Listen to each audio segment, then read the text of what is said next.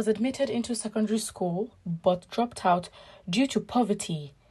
Tinubu once admitted not attending Government College Ibadan. Reactions have continued to trail the report that the presidential candidate of the APC, Bola Tinubu, did not submit his primary and secondary school certificates to the Independent National Electoral Commission, INEC. Tinubu had, in an affidavit submitted to INEC as part of its eligibility filings for the 2023 presidential elections, claimed that his school certificates were stolen by unknown persons during the military regime. The documents released last Friday showed that the APC presidential candidate left the columns for his primary and secondary education unmarked. The latest claims, however, contradict his previous election submission in 1999, which he contested as Lagos State Governor. He claimed both times that he attended primary and secondary schools. According to him, he attended St. Paul's Children's Home School in Ibadan between 1958 and 1964, while his secondary school education was at Government College Ibadan between 1965 and 1968. The controversies about the former governor's certificates, however, started not later than 1999, documents seen by Sahara reporters revealed. On August 12, 1999, one Alhaji Jamid Seriki wrote a petition accusing Tinubu of perjury and forging the credentials that qualified him to run for the gubernatorial election in Lagos State. According to the allegations, there was a discrepancy in the age of the governor, since the profile published during his inauguration stated that he was born in 1952, and the age on his transcript in Chicago State University claimed he was born in 1954. That the governor did not attend Government College Ibadan, as was stated in his profile and INEC form CF001. The governor did not attend University of Chicago as claimed in INEC form CF, and an affidavit sworn to at Ikeja High Court of Justice on 29th December 1998, Seriki had claimed in the petition. Consequently, the then Lagos Speaker Olorunimbe Mamora on Tuesday, September 21st, 1999, set up a 5-man ad hoc committee to investigate the allegations and report back to the House. The committee comprised Honorable Babajide Omoworare, Honorable Thomas Ayodele Fadeyi, Honorable Adeni Akimade, Honorable Ibrahim Bola Bamijo, and Honorable Saliu Olaitan Mustafa. In its report to the House, the committee stated that Tinubu appeared before it on Thursday, September 23rd, 1999. The governor of Lagos State started his evidence by admitting full responsibility for some of the needless errors being pointed at in recent publications and which formed the basis of allegations against him. The governor told the committee that as a result of the acrimonious primaries of the Alliance for Democracy in Lagos State and its attendant crisis, the information contained in both INEC form and affidavit of loss of certificates was supplied by Senator Tokunbo Afi-Kuyomi. The governor then submitted to committee a copy of the Social Democratic Party senatorial candidate form dated June 1st, 1992, which he used to contest in the 1992 senatorial election as candidate of the party for Lagos West. In the form which he personally filled, the governor attached the certificates of Richard Daley College and Chicago State University. For his education qualifications, he filed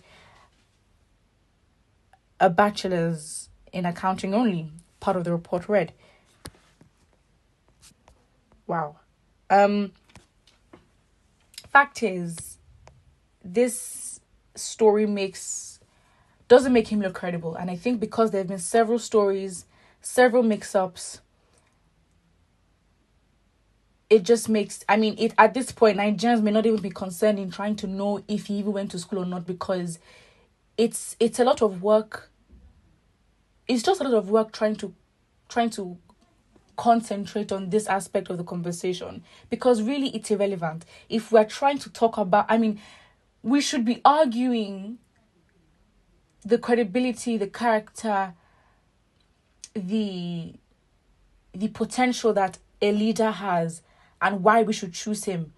Because I think now it's just the perfect distraction, because the time we're meant to use to scrutinize, literally, and drill this man with his history, with his political history, and what he's capable of doing, we are focusing and concentrating if he went to school, primary or secondary school or not. I think this conversation should have died ages ago, because really at this point, the conversation is so irrelevant. What would change? Because this missing filings, I do not know if it is strong enough to disqualify him from the race. If it is not strong enough to disqualify this man from the race, it is irrelevant. The fact is, he's gaining supporters. We are meant to be drilling him on why he thinks he's the best candidate, and not focusing as to what school he went to and why he should have gone. Because it is very relevant. Again, it would only be relevant if this scenario would disqualify him from the race. Okay, fine. Then I think the conversation is worthy to have. But right now, it is very irrelevant. And I think it is very tactical, in the same way that, the news would feed us with so many distractions. This is basically one of the distractions. And that is why we need to be very careful and discern what news to focus on and what not to focus on. And when we can also decide how much energy and time are we going to put in this conversation. Because I think right now, even though, yes, we are talking about this conversation, we know this conversation is not one to take seriously. And if it is consuming our time, it just shows, and basically it shows and indicates that this man is not credible. Because if it just comes to education, and there has been, this goes back to 1992, 1999, the times he's applied for any role in his election, and different results have been put in. Apparently, he was on self-exile. That's why his things were stolen. His reports, the schools that he went to are being changed here and there. And this is not the first time. In 1992 and 1999, there have been allegations raised against him when it came to his educational background. So this is not a new allegation that would be associated with his name. If anything, this should prove to the Nigerian people that this man is not worthy of having proper conversations about his character and what he can do. Rather, he would let Nigerians argue why or where he went to school or the level of his education, because it's very sad. Because I doubt somebody like Peter Obi would want us to talk about his educational background. Even if we were, and because we do, we already have his CV to prove that. His CV is just vastly decorated with his educational prowess. What am I going to say about that? If anything, it just proves why and how much of a businessman he is. So if anything, we can talk about education that, would show his characteristics and the skills that he has, not the lack of education. That's why the conversation is different, So yes, I think we need to be careful, because this would literally waste our time. And again, it is a tactic, and it's safe to say that, for Tinubu and those that are supporting him, it is very comfortable to have this conversation. Why? Because at the end of the day, whatever conversation it is, good or bad, his name is active, his name is making rounds, and for them, that is all that matters. Put what you think in the comment section below, and do not forget to like and subscribe.